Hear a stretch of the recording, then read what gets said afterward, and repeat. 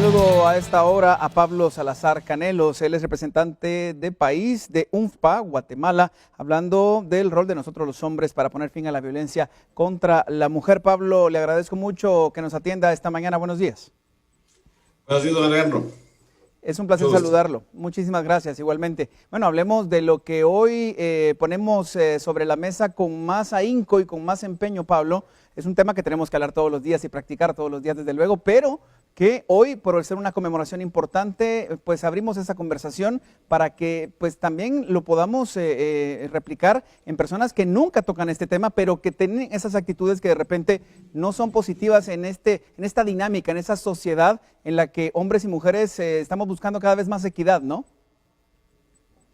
Totalmente, mire, es totalmente inadmisible y una práctica nociva, lastimosamente, que todavía persiste en nuestros países de América Latina y el Caribe y en muchos países del mundo, el hecho de que las mujeres sufren una violencia muy particular por el hecho de ser mujeres. Si uno mira las cifras, por ejemplo, en Guatemala, una de cada cinco mujeres, o sea, 20%, de cada cinco mujeres ha sufrido violencia a lo largo de su vida e incluso casi una de cada 10 ha sufrido violencia sexual. Y ese es un tema que como sociedad no deberíamos permitir porque está basada en conductas que son, ¿no es cierto?, permitidas y que son aceptadas socialmente, donde los hombres tenemos una gran responsabilidad en erradicarlas. Claro, claro, claro. Pablo, usted habló de prácticas nocivas y hemos por años, por siglos, normalizado muchísimas de esas prácticas y se han vuelto pues cotidianas en nuestro trato diario, en nuestro trato cotidiano.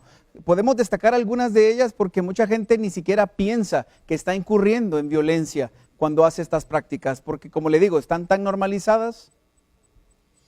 Hay cosas, si uno mira las encuestas, uno encuentra, ¿no es cierto? Normalmente se pregunta a las mujeres, pero uno encuentra, por ejemplo, que normalmente se justifica, por ejemplo, la práctica de que haya violencia física por el hecho de que se haya quemado el arroz, o se quemaron las tortillas, o porque se descuidaron los niños, o porque se salió sin pedir permiso. Entonces, simplemente, mujeres y los hombres tenemos los mismos derechos y tenemos las mismas obligaciones y tenemos, ¿no es cierto?, que guardar los mismos códigos. Entonces, nada de lo que existe justamente justifica la violencia. Pues son patrones que se van generando desde que somos niños, desde que vamos, ¿no es cierto?, teniendo y ejercemos el poder. Entonces, es una forma como los hombres entendemos el poder y como entendemos también la fuerza como parte del uso de ese poder, que son situaciones que deberíamos erradicar plenamente.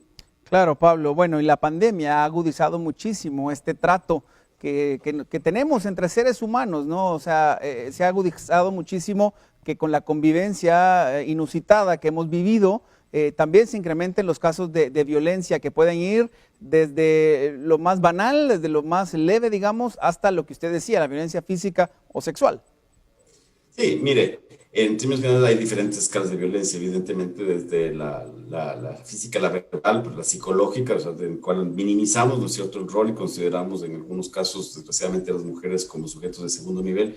Pero imagínense usted lo que puede ser el infierno de estar con un agresor permanente en una situación de confinamiento, donde usted tiene al agresor, ¿no es cierto?, junto con usted dentro de la casa sin ninguna posibilidad de escape y además es una situación donde ha crecido en muchos casos el estrés y ha crecido, ¿no es cierto?, el nivel de angustia que también todas las personas sentimos y en muchos casos ese nivel de frustración también, por ejemplo, que pueden tener los hombres debido a, por ejemplo, a la falta de trabajo, debido a la caída de los ingresos, a la imposibilidad de poder canalizar adecuadamente, además de esa ansiedad, en muchos casos se torna en violencia contra la mujer y contra los hijos. Entonces, simplemente eso es algo que si uno mira, ¿no es cierto?, en los países de América Latina, en términos generales, con muy poca cantidad de violencias, de denuncias de violencia, ha crecido fuertemente en términos de denuncias telefónicas que se reciben por parte, por ejemplo, del Ministerio Público.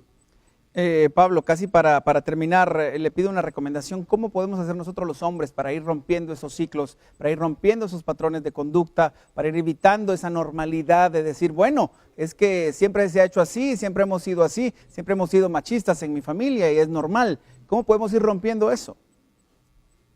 Mire, realmente necesitamos primero tomar conciencia de lo que estamos haciendo y necesitamos entender que la masculinidad, el hecho de ser hombres, no tiene por qué sustentarse dentro de los patrones que no son los correctos, incluyendo la violencia.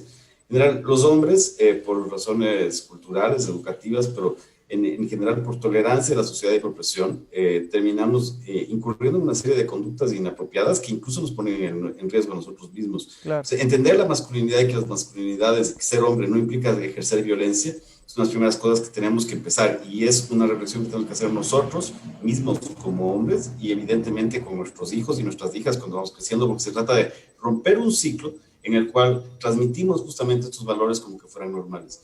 Y el otro tema es, como sociedad tenemos que encontrar, ¿no es cierto?, tenemos que encontrar la conciencia que necesitamos para poder justamente volver estos delitos y estas prácticas inadmisibles. No es posible que podamos seguir tolerando la violencia contra las mujeres, así como tampoco podemos seguir tolerando, por ejemplo, el embarazo de las niñas, así como tampoco debemos seguir tolerando el hecho de que existan matrimonios y uniones tempranas antes de las edades de consentimiento que están establecidas por ley. O sea, implica que lo hagamos no solo como individuos, sino además como sociedad, y que el Estado vigile y acompañe justamente estos procesos. Pablo, le agradezco mucho su tiempo esta mañana.